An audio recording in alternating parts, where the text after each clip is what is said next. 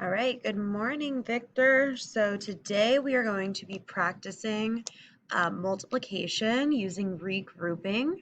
So what we're going to do is the first thing that you do when we are doing multiplication with a double-digit number times a single-digit number is that you are going to take this bottom number and you are going to multiply it by the number on the right at the top. So the first thing that we would do is we would multiply 3 times 9.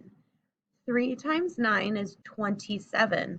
So I take the 2 and I put it up top. So that's a 2. And I put this one at the bottom, 7. So 3 times 9 is 27. And then the next thing that I do is I multiply 3 times 4. 3 times 4 is 12, but then I have to add that 2 up top. So 3 times 4 is 12, plus 2 is 14. So this is how we multiply a double-digit number by a single-digit number using regrouping. So 49 times 3 is 147. All right, let's try another one. So the next one on your paper says 76 times 4.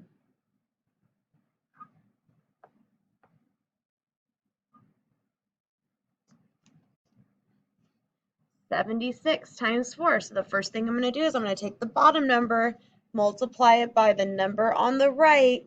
So 6 times 4 is 24. So I have to put the 2 on top of the left number right here, and then I put the 4 on the bottom. So 6 times 4 is 24.